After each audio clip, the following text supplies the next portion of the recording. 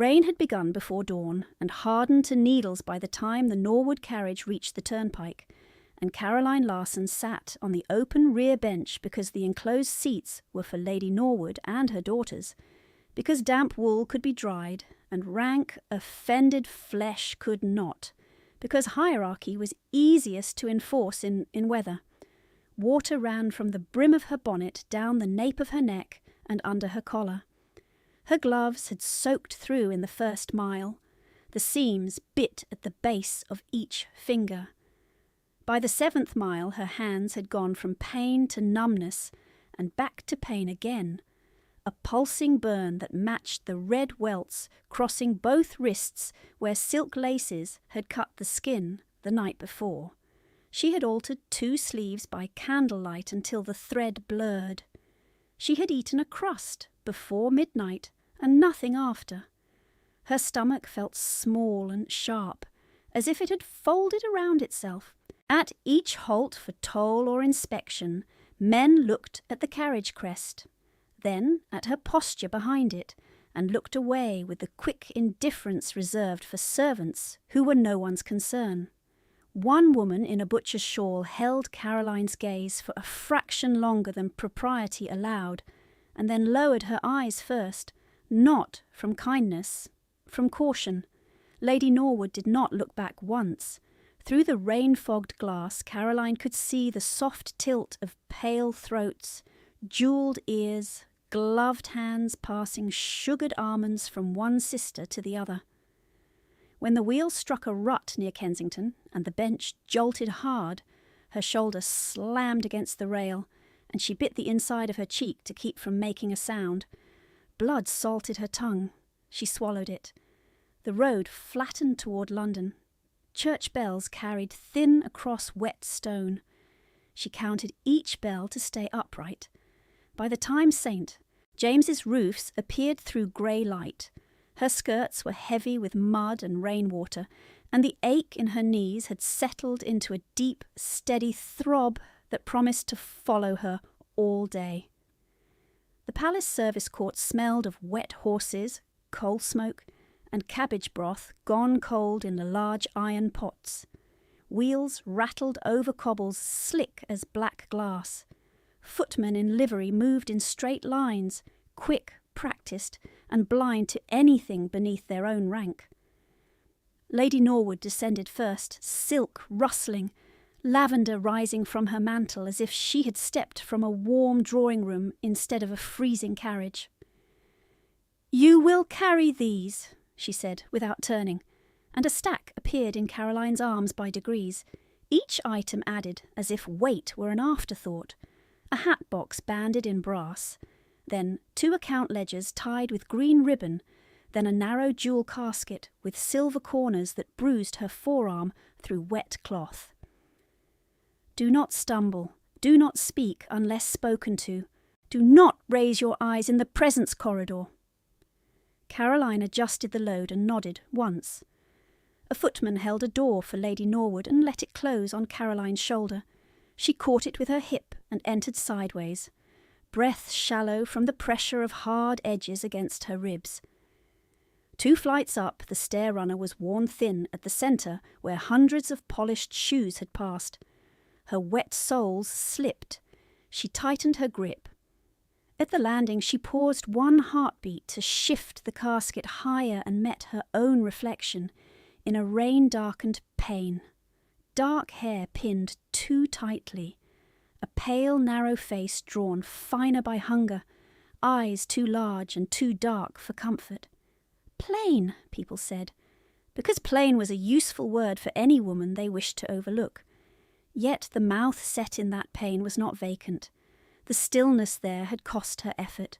It was the stillness of someone measuring each breath and each reply, deciding what could be endured today and what must be hidden for tomorrow. She moved on. In a side corridor, a groom nearly collided with her, glanced at the ledgers, muttered, "Mind the ink," and never looked at her face. In an antechamber she set the hat box on a side table, then waited with the casket and ledgers until summoned, standing while silk and velvet passed her like weather and no one asked whether she had eaten, whether she was dry, whether her wrists bled under wet lace cuffs. She was 22 and old in the places that did not show. Her back knew the angle of service doors. Her hands knew the exact force needed to wring linen without tearing seams. Her feet knew which boards in Norwood Hall creaked loudest after midnight, and which stair could be climbed without waking the house. On this morning they knew too how to stand in damp shoes while courtiers drifted by as if she were furniture moved an inch out of place. Lady Norwood's elder daughter laughed in a nearby gallery, bright and brittle, and said to a companion, "If she drops one box, we shall claim no knowledge of her." The companion answered with a polite murmur that carried no risk to anyone. Caroline kept her gaze on the far wall. Hunger sharpened smell and sound. She could distinguish beeswax from tallow in the corridor candles. She could hear the scrape of quills from a clerk's room behind a closed door. She could hear, beneath all of it, the soft rush in her own ears that came when she had stood too long without food. A maid younger than she was passed with a tray of warmed milk and looked quickly at Caroline's soaked sleeve, then away, frightened of being seen seeing her. Near noon, when Lady Norwood returned from a private receiving room, she found Caroline still waiting where she had left her, and frowned as though endurance itself were insolence. "You are dripping on the carpet," she said. "Stand nearer the stone." Caroline moved to the flagged edge of the hall where draughts rose from the door seams and the cold reached through her skirts like hands. She flexed her fingers once discreetly to wake them. The cut on her right wrist had opened again. A thin line of red marked the inside of her glove. She folded that hand under the ledgers so no one would notice and accuse her of staining the bindings. A man in court black, powdered and perfumed, approached Lady Norwood with a bow and did not include Caroline in his field of vision when he asked in a low voice whether the Larson papers had come. "Of course," Lady Norwood said. "She carries what she is told." Her tone made clear that she did not mean the papers. "Mr." Larson had once lifted Caroline onto his desk and let her press his signet ring into warm sealing wax, while he named each letter of her name, as if it were a promise. He had taught her French from merchant invoices and Swedish from his mother's psalter. He had taught her that account books were stories told in numbers, and that honesty could be proved if one kept copies in a steady hand. Then debt arrived in elegant phrases and urgent signatures. He guaranteed shipments that were not his, for a wife who was not yet his wife but soon would be, because grief makes widowers easy prey for women who confuse rescue with acquisition. Her mother was already in the churchyard by then, her stone dark with 2 winters of rain.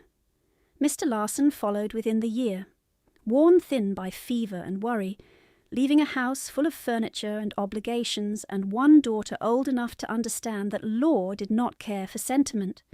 Lady Norwood married into mourning and began to count. Caroline's room on the 2nd floor became a dressing room for visiting cousins. Caroline was moved to an attic under a roof that sweated in summer and froze in January. Caroline's books were locked in a cabinet to prevent misplacement. Caroline's meals were reduced to what remained after the dining room was cleared. Caroline's name, when spoken at table, came wrapped in arithmetic, too costly, too visible, too old to keep and too poor to place. There were evenings when Lady Norwood discussed the silver inventory, while Caroline stood at the sideboard and could hear her own father's teaspoons listed as disposable assets. There were mornings when one stepsister used Caroline's shoulder as a stand for a hat pin while speaking to someone else. There were Sundays when neighbours praised Lady Norwood's generosity in taking in a difficult child. Caroline had learned long ago that contradiction exhausted the speaker and entertained the room. She had learned to save her words for pages no one saw. In the false bottom of her sewing basket, wrapped in linen gone yellow at the edges, she kept 3 things she had not surrendered: a scrap of her mother's handwriting, a French grammar with the cover torn away, and a wax impression made by her father's ring before it vanished from the house. By the year 1824, the rules had narrowed around her like wire. She was allowed in passages, kitchens, laundry rooms, and accounts offices. She was not allowed to sit in the drawing room even when no guest was present. She was not allowed to answer a gentleman's direct question unless Lady Norwood gave leave. She was not allowed to sign her surname on household correspondence, though she translated foreign letters that kept Lady Norwood's ventures from collapse. She rose before the maids because fine mending was done in silence, and better hidden when done well. She slept after midnight because wax was cheaper than oil, and attic candles burned low. She developed the habit of reading standing up, one hand on a chair back, so she could hide a page at the first footstep on the stairs. That morning, after hours of waiting in palace corridors, a clerk sent her to the lower records room with the green ribbon ledgers. The room was unheated. Stone walls sweated damp. Ink froze thick in the well. She copied figures while her wet hem chilled against her ankles, and the cut on her wrist stiffened brown under cloth. She wrote until the columns steadied and the numbers aligned, and the world reduced itself to margins she could control. Outside, carriages arrived and departed. Voices rose, then muffled behind doors. Once, near dusk, she heard cheering from the front court and did not ask why. When at last she carried the completed sheets back upstairs, Lady Norwood took them without thanks, scanned the first page and said, "At least your father taught you one useful skill." Caroline bowed. She did not trust her mouth to shape anything gentler than truth. In the narrow servants' vestibule, she pressed her palm against the cold wall until the shaking in her fingers passed, then straightened, adjusted the cuff over her wrist, and waited to be told where to stand next. A door opened behind her, and Lady Norwood's perfume reached her before her voice did, lavender over damp wool, sweetness laid like varnish over rot. "You will come," she said, not looking at Caroline's face, and turned toward a smaller withdrawing room where coal burned low and mirrors threw back candlelight in fractured strips. Caroline followed with her hands folded to hide the stain on her glove. The elder sister, Miss Norwood, stood by the mantel, while the younger sorted invitations, both in dove-grey silk trimmed with seed pearls that had once belonged to Caroline's mother, and now lay against another woman's throat without history attached. "She has left marks on the ledger," Miss Norwood said. "I told Mamma she should not be trusted with clean paper." Lady Norwood held out the top volume. A faint crescent of diluted red had bled onto the corner of the binding, nearly invisible in the green cloth, visible enough to be used. "Your carelessness is expensive," she said. "You mistake endurance for entitlement." Caroline kept her eyes on the spine. "I will replace it from my wages, ma'am." The younger sister laughed softly. "From what wages?" Lady Norwood's mouth lifted, not quite a smile. "She will replace it by not eating this evening. Hunger improves attention." The words landed with the old precision, ordinary, practised, never raised. Cruelty in that house had always been administrative. No shouts, unless guests were present. No scenes that could not be denied. A meal withheld and entered nowhere. A key turned in a cabinet and described as order. A daughter's inheritance dissolved in lists.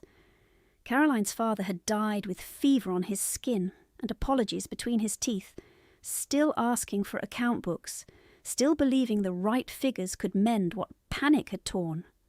3 days after his funeral, Lady Norwood had stood in his study while beeswax still marked the blotter and asked for the master key-ring. She had spoken as if she were soothing an excitable child. You are too young to manage legal confusion. I will carry this burden for you." By the end of that week, the solicitor visited twice and never met Caroline's eyes. By the end of that month, the household plate had been revalued, tenants were told to direct rents to Lady Norwood's factor, and the room where Caroline had slept since infancy became temporary storage, before it became a dressing chamber lined in rose paper. Caroline moved to the attic with one trunk. Half her gowns vanished in transit. The French novels her mother had read on winter evenings were locked away as frivolous influences. Her writing desk, her father's gift on her 16th birthday, was sent downstairs to the younger sister because girls with prospects require suitable furniture. Standing now in the palace withdrawing room, Wetham cooling around her ankles, Caroline felt those losses not as memories but as weight distributed through the body. The back that had learned to bend without invitation, the throat that had learned to close over protest, the hands that had learned to produce value while being told they produced nothing at all. Lady Norwood dismissed the sisters with a flick of her fingers and turned to the escritoire where a stack of folded letters lay beneath a silver seal press. "Read this aloud," she said, selecting one page and offering it without touching Caroline's skin. The script was a merchant's hand from Gothenburg, narrow and cramped. Caroline translated in French as instructed, each line measured, each noun precise, and watched Lady Norwood's expression sharpen only at figures. Timber yields, freight insurance, interest due upon late unloading. Nothing else mattered, not storms, not men lost overboard, not villages that paid double for winter fuel, only margin. When Caroline reached the clause naming a guarantee witness, she paused without meaning to. Her father's name stood there, copied into the margin in a different ink, a ghost inserted to anchor a promise he had not lived to confirm. Lady Norwood noticed the hesitation at once. "Continue." Caroline obeyed. Her pulse beat hard in her split wrist where the cut had reopened. She remembered another table, another winter, her father's cough hidden behind a handkerchief while he signed papers brought by a woman not yet his wife. Lady Norwood had arrived then in deep mourning silk, eyes wet at exact moments, speaking of partnership and prudent risk, saying London rewarded the bold and punished timidity. He had believed her because grief had made solitude unbearable, and because he thought intelligence in another person implied conscience. He had mistaken appetite for competence. The debts came later, folded inside the language of opportunity, and each loan was bridged with another until the house itself became collateral disguised as confidence. After his death, Lady Norwood spoke often of sacrifice. "I preserved this family," she told callers within Caroline's hearing. "I absorbed liabilities no lady should ever be forced to see." Yet the liabilities somehow always required Caroline's portion first. The silver christening cup from Caroline's infancy sold. The Baltic maps from her father's wall sold. Her mother's walnut cheval mirror sold after the sisters declared it unfashionable. The first time Caroline asked where her father's signet ring had gone, Lady Norwood looked up from breakfast and buttered her toast with patient care. "Do not confuse sentiment with ownership," she said. "That ring settled your schooling, your clothing, and your continued shelter." Caroline had been wearing mended cuffs and learning alone from borrowed books at the time. The schooling had been a seamstress in Mayfair teaching her to finish hems, invisible from 2 paces, because invisible work suited an invisible girl. In the withdrawing room at St. James's, Lady Norwood took back the letter and replaced it with another. "Translate the Swedish heading on this one only," she said. Caroline read it, a notice of delayed cargo and penalties. Lady Norwood nodded, then slid the page beneath her palm before Caroline could scan the signature block. Enough! You will carry these to the records clerk and wait for my summons in the outer hall. Speak to no one." Caroline bowed. Miss Norwood reappeared in the doorway at that moment, adjusted a bracelet of tiny sapphires at her wrist, and said to her mother as if Caroline were absent, "She stares when I wear this?" Lady Norwood did not lower her voice. "She stares at what she cannot keep." The bracelet had been her mother's hair ribbon clasp once, reset by a jeweller into something fashionable, its old purpose erased like handwriting scraped from parchment. That was how the sisters took things, never in one dramatic theft, always in polite increments, accompanied by explanation. Her winter mantle borrowed for a concert and returned with the lining removed. Her embroidery frame requested for practice and returned warped. Her pianoforte stool moved downstairs permanently after she was forbidden to play while guests were in residence. Even her name altered by usage. Caroline in her father's study, Miss Larson on invoices, Girl in Lady Norwood's corridor, she in the sisters' gossip, as though nouns could be stripped by degrees until the person inside them thinned as well. In the first months after the marriage, Caroline had still answered back on occasion, quiet but exact. "That book was my mother's. The rent from Northfield is tied to my dowry clause. Each correction earned a consequence calibrated to leave no mark where callers might notice. Her firewood reduced, her mending quota doubled, her bread measured by the housekeeper under Lady Norwood's eye. Once, when she refused to surrender a packet of letters tied in blue thread, Lady Norwood did not shout. She stood in the doorway of the attic and said, 'You may keep your papers. You may also explain to the butcher why his account remains unpaid.' Then she sent Caroline herself to the yard with no coin purse and no authority, and the butcher's wife turned her away in front of apprentices who smirked at her patched hem. Humiliation as policy. Months later, after a tenant widow arrived to beg for more time on rent, Caroline had slipped the woman half her own supper, unseen. Lady Norwood learned of it by morning. For 1 week, Caroline was assigned the ash bins and the front steps in freezing dark before any other work began, not because the task required her, because punishment required witness. The sisters stepped around her with lifted skirts and commented on stains on stone. Caroline learned then that silence was not surrender when chosen. Silence could be storage. She stored dates. She stored numbers. She stored signatures she was not meant to notice as she copied columns in clean script for a household that trusted her precision and despised her mind. When Lady Norwood dictated correspondence to foreign agents, she used Caroline's translations but altered figures before sending. When she entertained investors, she spoke of stewardship, while Caroline stood behind her chair and counted from memory the assets already pledged twice. By the second week of March, Caroline had begun making duplicate notes in a private shorthand her father had taught her for ship manifests, small marks hidden in the seam allowances of account wrappers, not enough to accuse, enough to remember. She had no strategy beyond survival and record. Yet even that thin discipline gave shape to the days. It gave her one private border the household had not crossed.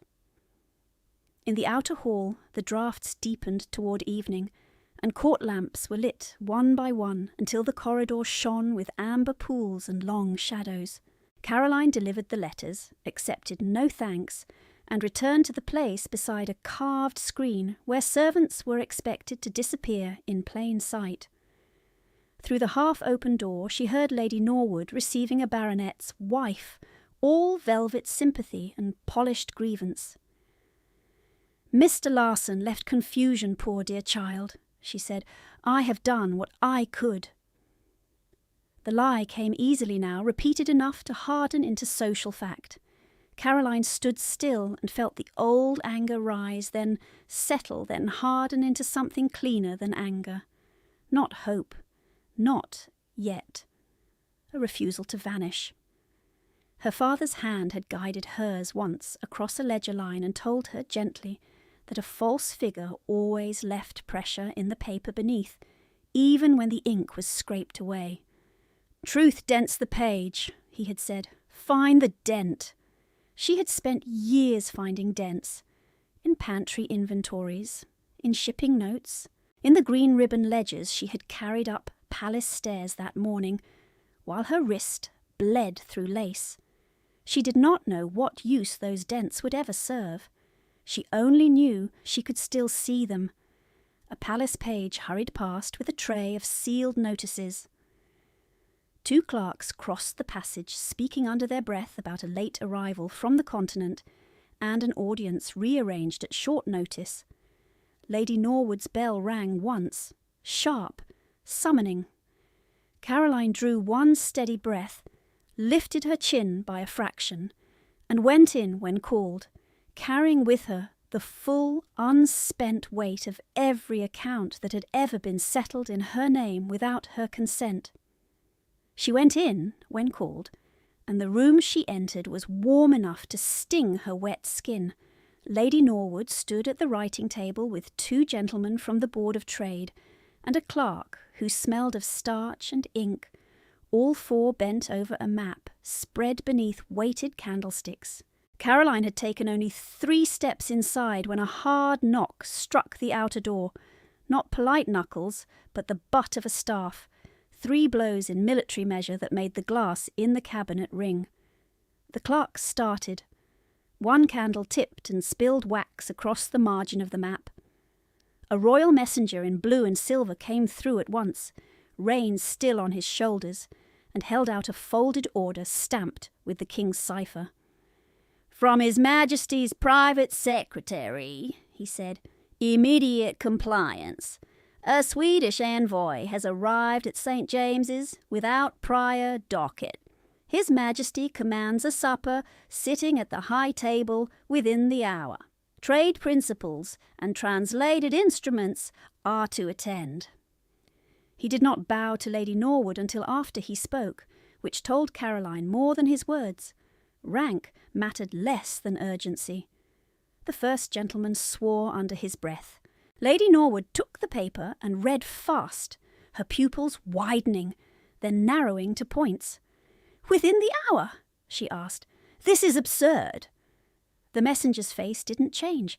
"His Majesty waits for no market and no minister tonight." He turned to leave, paused in the doorway, and added, "All foreign language documents are to be carried under witness. No substitutions." Then he was gone, boots striking the corridor stones in quick retreat, and the room broke into motion like a disturbed hive.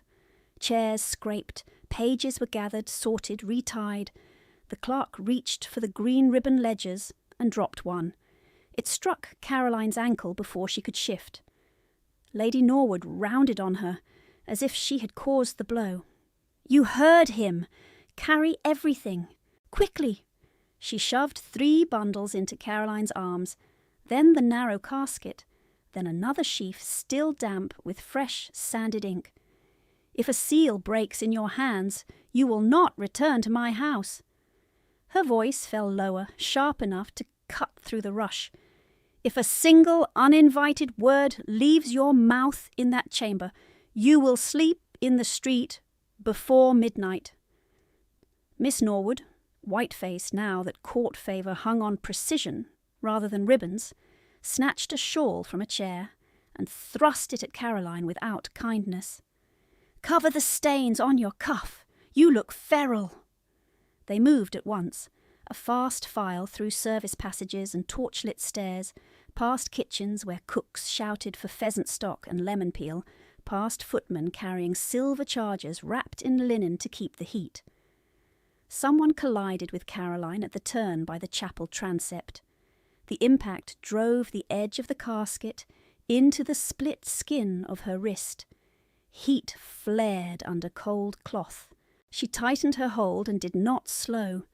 In the lower arcade, a second messenger read names from a list, while guards checked each packet against wax impressions.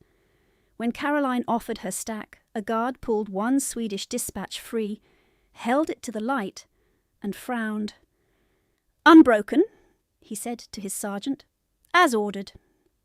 The sergeant nodded and waved them on. By the time they reached the presence corridor, bells were sounding the quarter hour and the palace had changed shape around them. Doors that had stood half open all day were shut. Guard posts doubled. Courtiers who had ignored Lady Norwood at noon now watched her pass with quick measuring glances, calculating advantage in real time. Caroline stood where she was placed, near the carved screen beside the antechamber to the king's private dining room, breathing through the ache in her shoulders while steam rose from her damp skirts. She had spent years in rooms where danger arrived as routine, as withheld meals and quiet insults and controlled denial. This danger wore livery and carried stamped orders. It moved faster. It did not ask permission. By the hour when the corridor lamps were fully lit and the rain had become sleet against the high windows, she understood that whatever was about to happen would not stay inside household walls. A chamberlain called Lady Norwood's name, then mispronounced Larson when he read the attached list, and Caroline stepped forward with the packets before she could be told twice. She crossed the threshold into the antechamber and felt the drop in temperature at once. The great room beyond was bright with candlelight, but this waiting chamber was stone cool, smelling of wet wool, sealing wax, and iron from the guards' scabbards. Two men stood near the far mantel, speaking low over a single opened memorandum. One wore a minister's black. The other was taller by a head, broad through the shoulders, dark hair brushed straight back from a face carved into hard planes by restraint more than vanity. His evening coat was cut with military exactness. One gloved hand rested against the mantel edge, the other remained behind his back, and when he shifted, Caroline saw the reason. A scar crossing the base of the thumb disappeared beneath the glove seam, old and pale against his skin. She knew him before anyone spoke. Everyone in London knew the Duke of Ravensmere by silhouette, if not by voice, by the winter reputation that followed him through Parliament lobbies and drawing rooms alike. He looked up as she approached, and his eyes were the colour of deep water before storm, clear and cold, and wholly attentive.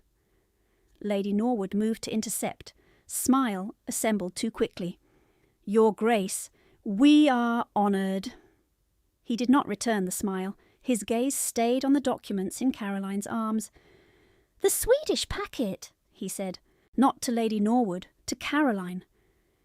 She stopped one pace short, pulse hammering in her throat. "It is here, Your Grace." Lady Norwood's fingers closed on Caroline's elbow, nails pressing through wet sleeve. "She does not answer, gentlemen, unless asked through me." Ravensmere turned his head by a fraction, enough to acknowledge the correction without yielding to it. "I asked her." Silence widened. A guard at the door looked down at his boots. Lady Norwood released Caroline's arm and smoothed her cuff. "Of course, she is merely a copyist." The Duke held out his hand. "Give it to me." Caroline placed the dispatch on his palm. He examined the seal, then the endorsement line, then looked back at her face with a stillness that made evasion feel clumsy. "Can you read Swedish script in this hand?" he asked. Lady Norwood answered before Caroline could breathe. "Not with reliability, Your Grace. She has scraps of language." "I asked her," he said again, same tone, no added force, and the second time landed harder. Caroline felt Lady Norwood's warning like a hand at her throat. She also saw the open seal-check table, the guards, the chamberlain waiting, the clock running down toward a king who disliked delay. "Yes, Your Grace," she said, "I can read it." His jaw tightened once, not surprise, confirmation. "How long have you translated for this household?" "Since my father died." The words left before caution could cage them. Lady Norwood made a soft sound of displeasure. Ravensmere did not glance at her. "Look at me." Caroline lifted her eyes fully. He studied her as if she were a contested line in a contract. His gaze moved once to the cuff she held too stiffly and the damp stain beneath lace, then returned to her face. "If His Majesty asks a direct question, answer only that question. No ornament, no delay." The command was crisp, military, built for obedience. It was also, she realised with a flicker of bewildered anger, the first instruction she had been given all day that assumed she could be useful rather than merely silent. Lady Norwood cut in quickly. "Your Grace, she is not presented. Protocol! Protocol is preserving the Crown's position," he said. "Tonight that requires comprehension." A horn sounded from the inner chamber. The Chamberlain lifted his staff. "His Majesty enters." Movements snapped tight. Chairs in the dining room scraped once and fell still. Ravensmere gave the dispatch back to Caroline instead of keeping it, and in that small reversal she felt the scale of risk without understanding its full shape. "Carry it," he said. "I stand behind Lady Norwood's chair until called." They entered in order of rank. Caroline took her place at the rear edge of candlelight where servants stood and vanished. The king sat beneath a canopy of dark velvet, silver laid before him in precise lines. To his right stood a fair-haired envoy in travel-worn formal dress, rain marks still dark on the hem despite court attendants' efforts. His jaw was set too hard for ceremony. Ravensmere remained standing when addressed, shoulders squared, voice even. "Your Majesty, the dispatch concerns timber allotments and shipping guarantees. I have reviewed the material. No immediate alarm is warranted tonight." The envoy's head turned sharply. His reply came in rapid Swedish, consonants clipped with controlled fury. Caroline caught only the first phrase before fear thudded in her chest. "He has not read it, not all of it." The king's expression cooled. "Then we will have it rendered now, line by line." Lady Norwood's breath hitched beside her, almost inaudible, and her hand found the table edge hard enough to whiten her knuckles. Ravensmere did not move. He looked once toward Caroline, not long, not pleading, merely precise, as if placing a piece on a board already in motion. "The dispatch," the king said, "at once." Caroline stepped forward out of the servant's shadow, the unbroken seal cold against her palm, and every eye in the chamber turned to the girl no one had needed to see until that moment. Caroline stepped forward out of the servant's shadow, the unbroken seal cold against her palm, and every eye in the chamber turned to the girl no one had needed to see until that moment. The heat from the candles struck her damp sleeves and raised a chill through her spine. Silver reflected flame in long, sharp lines. Porcelain breathed steam from untouched dishes. Somewhere near the sideboard a clock ticked once, then again, each beat loud as a knock. The king held out his hand. "Give it here!"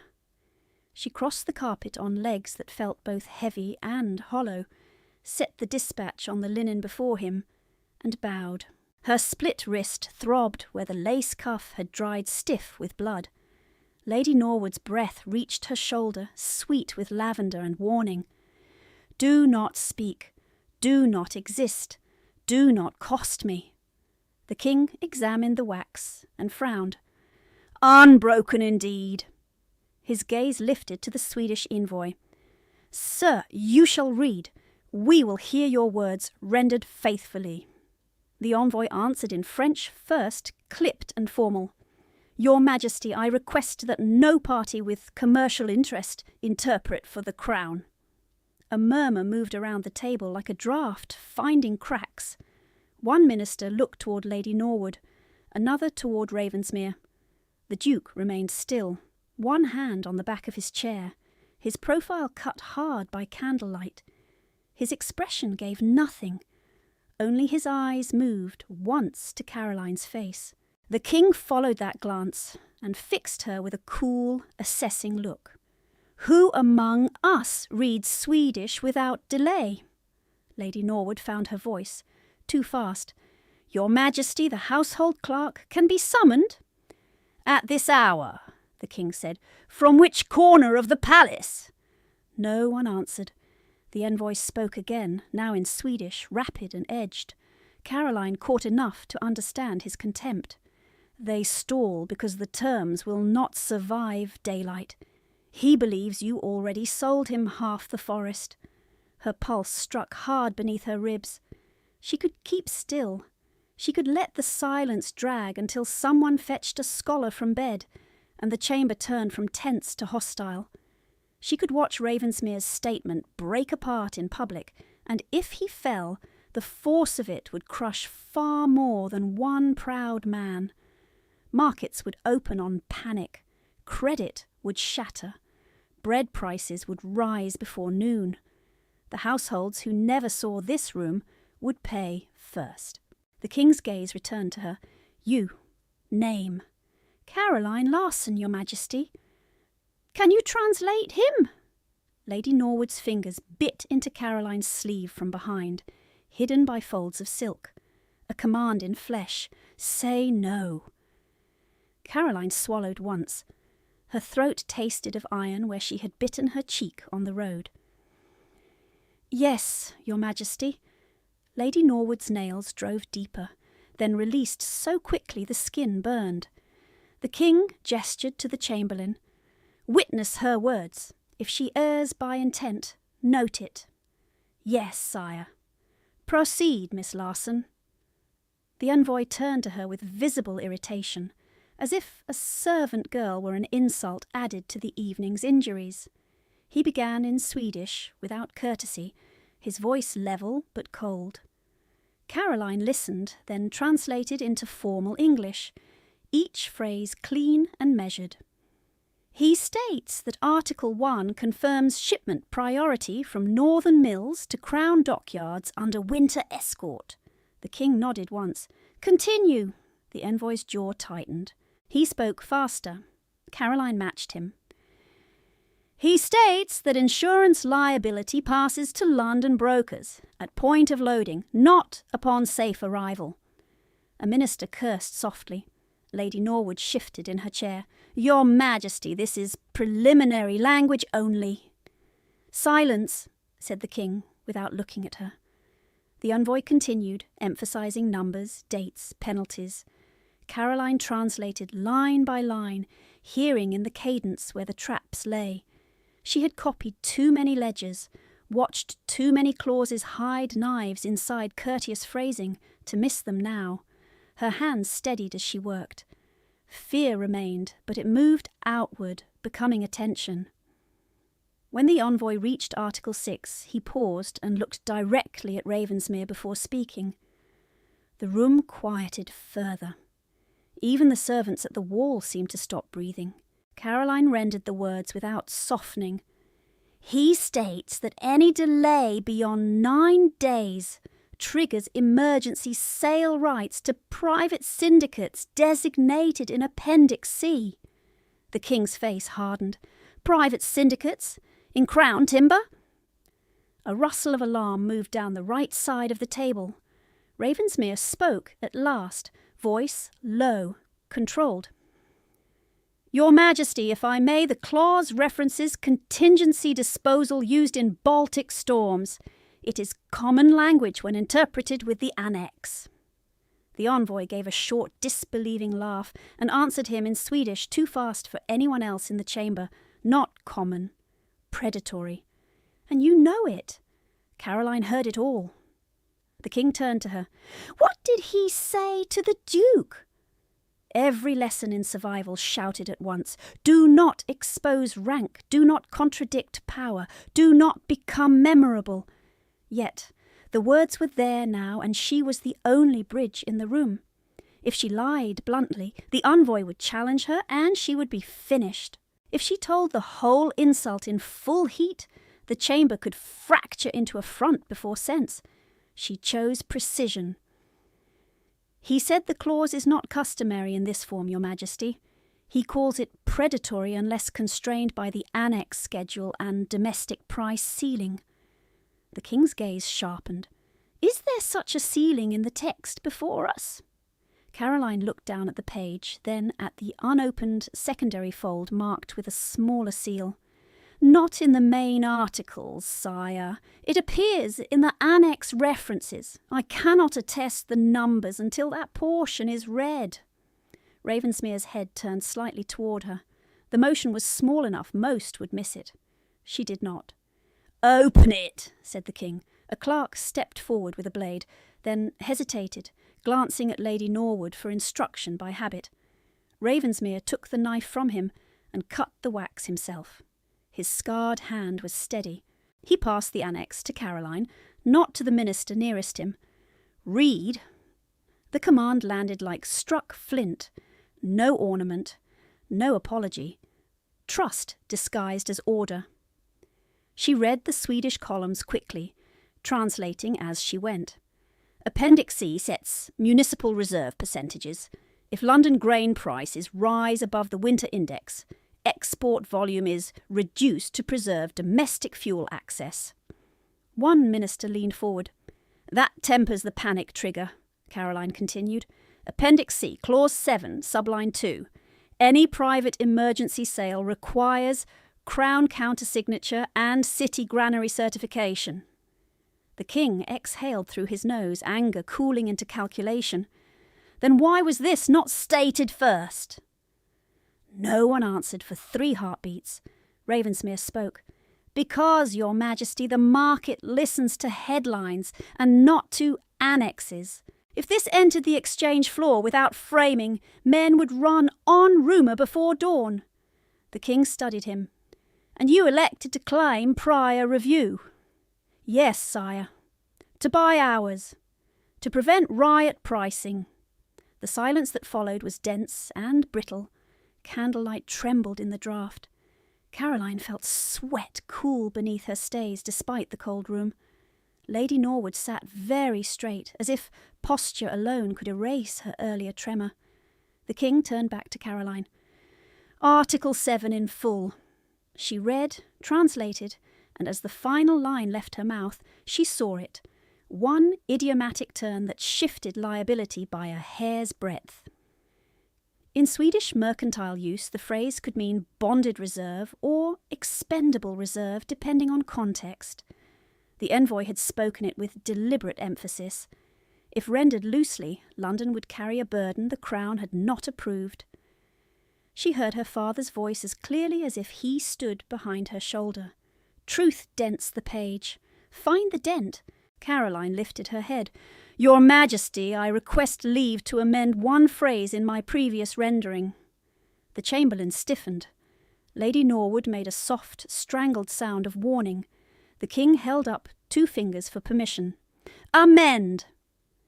In line 4, where I said reserve volume, the commercial idiom is bonded reserve volume. It cannot be liquidated by brokers without state release. The distinction governs liability in dispute. The envoy looked at her fully for the first time, irritation replaced by reluctant attention.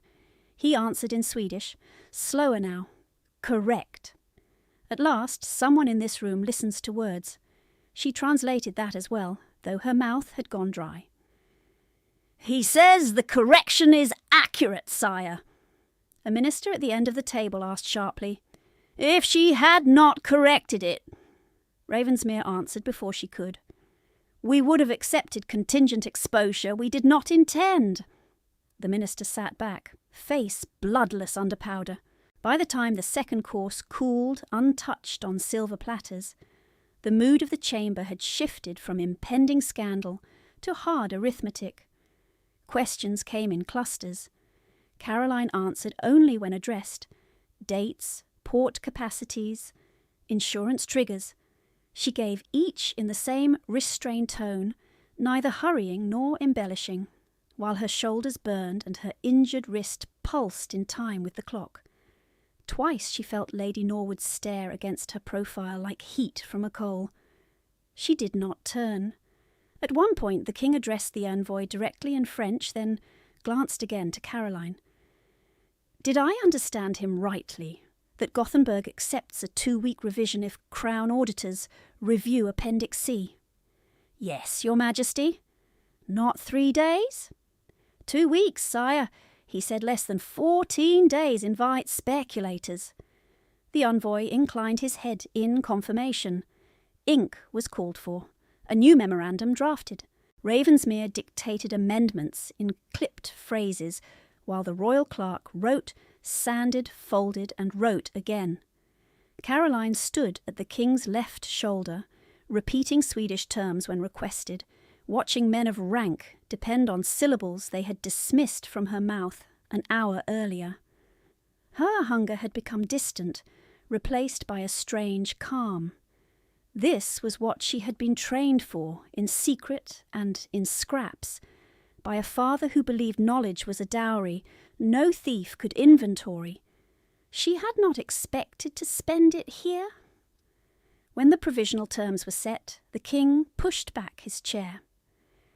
"This matter is deferred pending audit. No trading notice leaves this palace tonight without my seal." His eyes settled on Ravensmere, then on Caroline. "The girl remains available to the clerk until copies are complete." Lady Norwood rose half an inch from her seat. "Your Majesty, she is attached to my household, and—" "She is attached to my order for the next hour," said the king. "Sit." Lady Norwood sat. Chairs scraped as the table broke formation. Ministers withdrew in knots of low conversation. The envoy was escorted to a side cabinet with wine and maps. Ravensmere remained where he was, one hand braced against the table edge, as if motion were something to be chosen rather than assumed.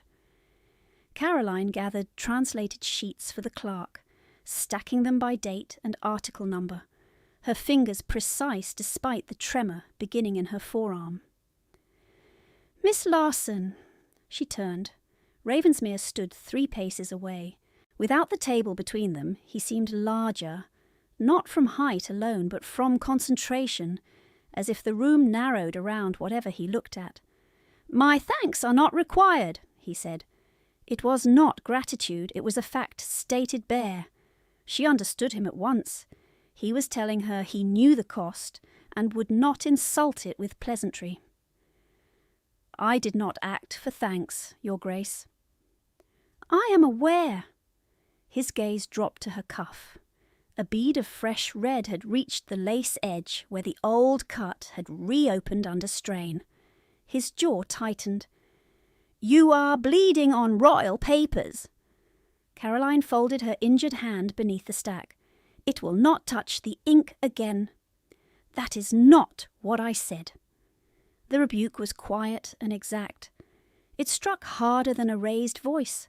For a moment she almost answered with the sharpness that had kept her alive in private. Then she remembered where she stood, who watched, and how thin safety still was. A footman approached with sealed drafts for confirmation. Ravensmere took them without breaking eye contact with her.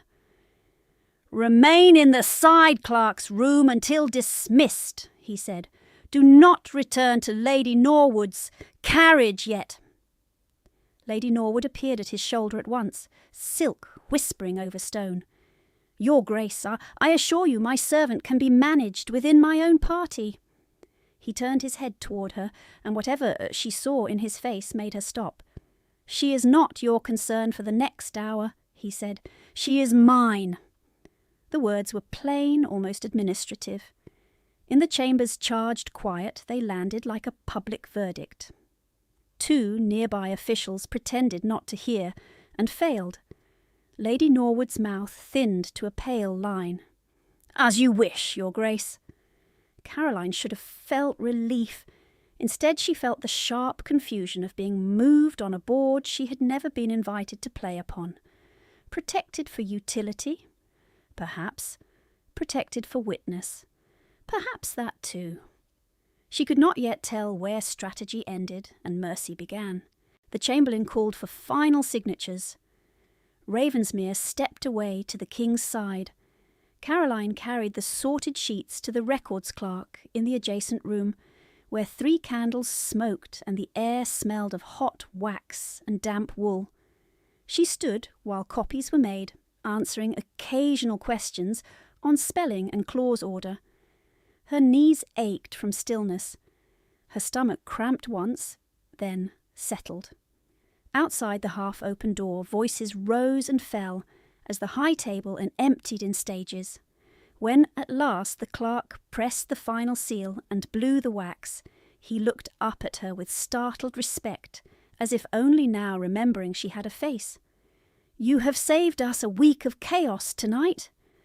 "I translated," she said. "You corrected ministers in front of the king?" "I corrected a phrase." He gave a short breath that might have been a laugh in a kinder room. "Call it what you like. The city will sleep because of it." She did not answer. Sleep was a privilege measured differently in her world. A guard appeared in the doorway. "Miss Larson, His Grace requests your presence in the antechamber." Not Lady Norwood, not the Chamberlain. His Grace. She followed the guard back through the narrow passage. Most candles in the dining room had been snuffed, leaving only a lower ring of light and long pools of shadow under the carved beams. The table stood half cleared, silver covers lifted, wine gone flat in crystal. At the far end, Ravensmere waited alone beside the mantel, gloves removed now, the scar at his hand stark in the dim. He looked at her once, direct and unsparing, taking in the damp hem, the blood at her cuff, the hunger she could no longer fully hide.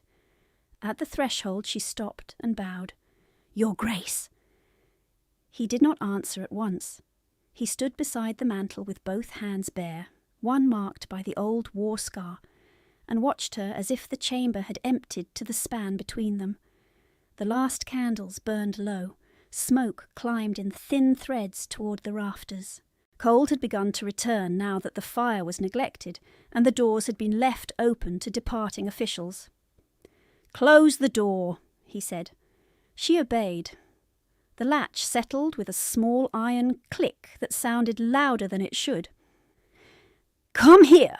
She crossed the worn carpet and stopped at the distance she judged proper for a servant summoned by rank. He looked at the blood at her cuff first, then at her mouth, where Lady Norwood's earlier reprimands had split the skin enough to leave a dark line at the corner. "Who taught you Swedish mercantile idiom?" he asked. "My father, Your Grace." "Mr. Larson kept shipping ledgers in 2 languages." "Yes." His gaze narrowed, not in doubt, in calculation. "You translated at speed without notes. You corrected Article 7 under pressure. You did not embellish for favour." She could not tell whether those were accusations or praise. With him they seemed to be neither. Facts laid down like stones. "I answered what was asked," she said. "You answered what others in that room could not." A pulse of heat rose in her face and faded at once. She had been ignored for years. Being seen so exactly unsettled her more than insult. She lowered her eyes to the knot in his cravat, then forced herself to meet his gaze again. "If your Grace has no further need, Lady Norwood will require me downstairs." "She will require many things," he said. "Tonight she will not require you." The words were spoken in the same tone he had used for amendments and seal checks. Administrative, final. Yet something in his stillness had changed. He was no longer occupied by the room, the king, the envoy, the terms. His whole attention remained fixed on her, as if moving it elsewhere would cost him effort. He extended his scarred hand. "Give me your wrist." She hesitated. He did not repeat the command. He waited, palm open, and that patience was stranger than force. She set the bundle of copied sheets on the nearest side table and held out her right arm. His fingers touched the edge of her wet lace cuff, then paused. "May I?" he asked. The courtesy struck her almost like a blow. "Yes, Your Grace." He folded the cuff back with careful precision. The cut had reopened along the old lace bite. Blood had dried in a narrow crust, then broken again during the translations. Around it, red welts from the night's sewing stood raised against pale skin. His jaw tightened once. "Who did this?" "The lace, Your Grace. I was altering sleeves." "For how many hours?" She did not answer. He looked up, and the look itself made evasion feel childish. "Since last evening," she said quietly. "And you ate?" She could have lied. Her throat closed on the lie before it formed. A crust near midnight. He released her wrist, reached into his coat, and drew out a clean linen handkerchief, not monogrammed for display, plain, fine, white. He wrapped it once around the wound and knotted it with military economy. His fingers were cool. His touch was brief. The intimacy of it unsettled her more than if he had called a maid at once. "You rode in on the rear bench in freezing rain," he said, still watching the knot he had made. "The Norwood carriage has enclosed seats for 4. She stared at him. He met her eyes. "I was at the south window before the summons. I saw you arrive." The room tilted by a fraction, not from weakness, from recognition. He had seen her before the table, before the dispatch, before she became useful, seen and remembered. "I did not know," she said. "No," he answered. "You did not." Footsteps approached in the outer corridor. Her shoulders lifted by reflex. He saw it. Of course he saw it. "Stay where you are," he said. The door opened without waiting for leave. Lady Norwood entered in rose silk, still bright from the public rooms, with her senior footman and maid close behind. Both, flushed with the brittle excitement of a crisis, survived. Lavender reached the chamber before her voice. "There you are," she said to Caroline, not bowing deeply enough for the Duke. "You have delayed us intolerably. We are departing." Ravensmere did not turn from Caroline at once. He adjusted the linen knot at her wrist, then stepped back by one pace and faced Lady Norwood. "Miss Larson remains?" he said. Lady Norwood's smile held. "Your Grace is generous to notice a household drudge, but she is required with our things." "She remains." Lady Norwood gave a small huff of disbelief. "The servants are waiting, and she has half our papers." Ravensmere cut across her without raising his voice. "You will lower your tone." The maid went rigid. Lady Norwood's smile thinned. "Your Grace, if this concerns the translation, she acted beyond instruction. I regret any embarrassment caused by her presumption." Caroline felt the words land exactly where they were aimed. Lower her. Reclaim her. Reduce the room to the old order where every talent she possessed became theft, unless licensed by cruelty. Ravensmere's expression did not alter. There was no embarrassment. There was competence. Lady Norwood gave a soft laugh that carried no mirth. Competence is not the same as breeding. She forgets herself in public. She remembered the Crown's liability clause while ministers missed it. The sentence fell hard in the chamber. The footman looked away first. Lady Norwood took a step toward Caroline. "Give me the copies and come at once." Caroline bent for the papers. Lady Norwood's hand flashed out and struck her mouth with the back of her gloved fingers, quick and practised, almost silent except for the faint catch of skin against skin. Pain flared bright at the split lip. The taste of iron returned. Ravensmere moved between one breath and the next. "Stop! One word. Flat. Absolute." He caught Lady Norwood's wrist before a second blow could rise and held it suspended in air, not twisting, not shaking, simply preventing motion with such complete control that the room seemed to tighten around his hand. For a long second no one spoke. Her two attendants stared. Caroline stood with papers half lifted, pulse pounding in her ears. He released Lady Norwood as if she were a document he no longer needed to examine. "You will not strike her again," he said.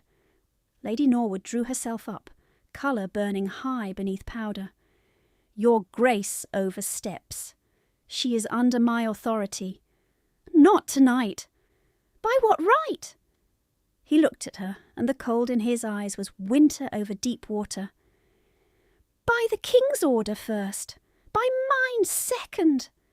Lady Norwood opened her mouth, closed it, tried another route. "She is clumsy, insolent, ungrateful. She has always required correction." Ravensmere glanced once at Caroline's wrist, then back to Lady Norwood.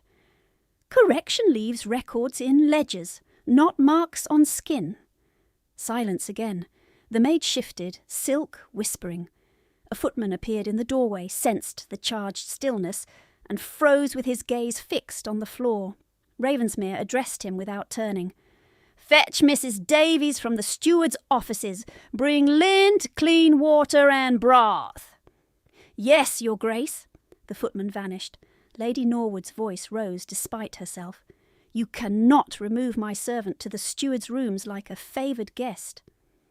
"I can," he said, "and I do." He turned to Caroline, and the temperature of his tone changed by a degree from judgment to command shaped as shelter. "You will be treated by Mrs. Davies. You will eat in the steward's room. You will remain there until dawn." Caroline heard the order and felt two equal forces tear through her. Relief so sharp it hurt. Fear of the price later. "My place is with Lady Norwood's party," she said. "No." "Your Grace, if I do not return, there will be consequence in the house." "There has already been consequence in that house," he said. "I have eyes." The words struck deeper than the command. She had spent years being instructed not to name what was done to her. He named it as if denial were beneath him. Lady Norwood stepped forward again, then stopped when Ravensmere shifted his weight by half an inch. He did not need to raise a hand. The warning was in posture alone.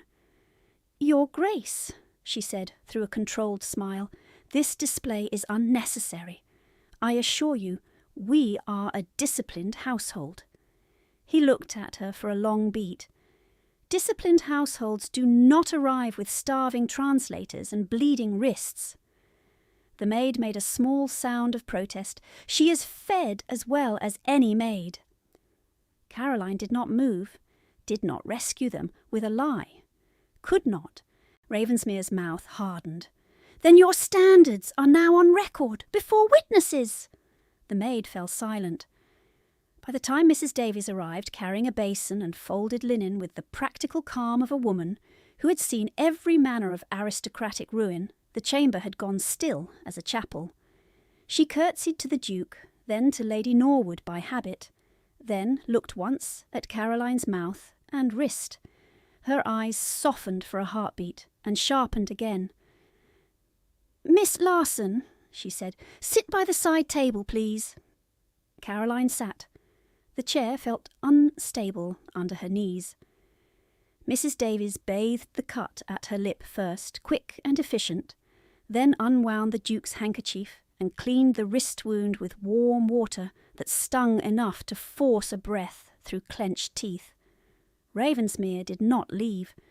He stood 3 paces away and watched with that same unnerving stillness, as if any movement away from her would constitute permission he refused to grant. Lady Norwood shifted near the door. "If your Grace is finished with her, our carriage cannot wait indefinitely." Ravensmere answered without taking his eyes off Caroline. "Your carriage will depart without her. Her belongings are with us. She will receive what she needs." "She has duties." "Not tonight." Mrs. Davies bound the wrist in fresh linen and tied it firmly. "There," she murmured. "Do not bend it too hard for a few hours." "Thank you," Caroline said. Ravensmere heard the strain in her voice and spoke before Lady Norwood could. You will send one maid to collect Miss Larson's trunk from the carriage hold and deliver it to the steward's corridor." Lady Norwood stared. "Her trunk?" "The small one from the service cart. Do not pretend there are 3. Colour drained, then returned in a flush. He had noticed even that. By midnight the palace would remember this exchange. By breakfast, half of Mayfair. Lady Norwood understood it. Humiliation in private could be denied. Humiliation in front of staff and officers could not. She dipped into a curtsy that looked like a blade sheathed too slowly. "As your Grace wishes." "It is not a wish," he said. She turned sharply, signalled her attendants with a clipped motion, and left without another word. Their steps retreated down the corridor, quick and uneven. The lavender scent thinned and disappeared. Only then did Caroline realise she was trembling. Not with cold, with the body's delayed response to danger interrupted. Mrs. Davies pressed a warm cup into her good hand. Broth, salted and thin and real, steam rose against her face. Her stomach cramped at the smell, then unclenched. "Drink," Ravensmere said. She obeyed, small, careful swallows at first, then more. Heat spread through her chest and limbs like a remembered language. He waited until she lowered the cup. "Can you walk?" "Yes, Your Grace." "Good. Mrs. Davies will take you to the steward's room." Caroline stood. The floor steadied beneath her feet. Ravensmere held her gaze one last time. "No one enters that room without my instruction." The sentence settled between them with the weight of oath rather than courtesy. It could not be withdrawn tomorrow and called misunderstanding. She bowed, unable for a moment to shape any reply that would not break. Mrs. Davies gathered the basin and led her to the door. Caroline stepped into the corridor, then looked back once. Ravensmere had not moved. He stood where she left him, beside the dying fire and the cleared royal table, as if guarding an empty room that was no longer empty at all. Mrs. Davies led her down 2 turns of corridor and into the steward's room, where the fire was banked low and a single lamp burned beside a ledger stand. The warmth was modest, honest, not the perfumed heat of drawing rooms. A bowl of broth, a heel of bread, and a small dish of salt waited at the table, as if someone had sent instructions in advance and expected obedience. "Sit, Mrs." Davies said. "Eat while it is hot." Caroline sat. Her bandaged wrist rested beside the bowl. She tore the bread with her left hand and felt her stomach clench at the first swallow, then relent. Outside, boots crossed and recrossed the passage. The Duke had set guards at both ends. No one came in without knocking, and when they did knock, it was servants with practical burdens, not messages disguised as commands. A maid she did not know brought in the small trunk from the Norwood service cart and set it near the hearth. "From His Grace," she said, and withdrew. A quarter-hour later, a palace clerk arrived with the copied dispatches tied in fresh tape. "Filed under royal seal," he said. "Your renderings were entered without alteration." He bowed, awkwardly, and left the packet on the side table where she could see it. By the first hour past midnight, Mrs. Davies had cleaned the cut at her lip again and given her a dry shift, wool stockings, and a plain wrapper that smelled of starch and cedar. "You may sleep on the settle," she said. "I will remain in the outer office." Caroline lay down with her bandaged hand on her chest and listened to the clock in the steward's hall mark each quarter until exhaustion took her. At first light, a knock came, not hurried, not tentative. Mrs. Davies opened the door. "His Grace." Ravensmere entered with morning cold clinging to his coat. He had not slept. The shadow beneath his eyes made that plain. He set a folded paper on the table, then looked at Caroline where she stood from the settle, hair unpinned, wrapper belted tight against the draught. "Dress," he said. "The king has ordered a hearing in the presence chamber." Her throat tightened. "For the dispatch?" "For fraud." His gaze dropped to the trunk by the hearth. "Bring what belongs to your father." "Bring your notes if you kept any." She held his eyes, then crossed to the trunk and knelt. Beneath mended linen and one spare dress lay the false bottom packet from her sewing basket, smuggled there months before in fear and stubbornness. She lifted out the wrapped bundle. Inside were her shorthand seam notes, copied figures, and the wax impression she had taken years ago from her father's signet before it vanished. Ravensmere saw the wax, and his jaw set harder. "Good!" He picked up the folded paper he had brought and handed it to her. It was the king's written order naming her witness under Crown protection for the day. The red seal was fresh. "You will stand beside the royal clerk," he said. "You will answer only what is asked." She nodded once. "Yes, Your Grace." He watched her for a beat that felt longer than it should. "At the king's table last night you covered my lie." The words landed without ornament. "I understood the risk," she said. "So did I." His voice did not rise. "Oh, I knew what you gave me the moment you spoke, and I will not spend another day pretending otherwise." For the first time since midnight, warmth reached her face that had nothing to do with fire. She did not trust herself to answer beyond formality.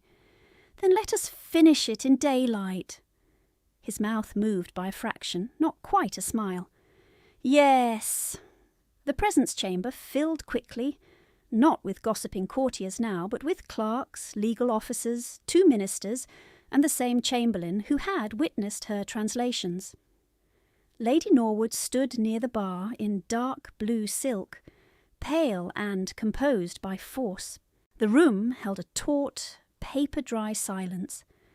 The king entered. All bowed.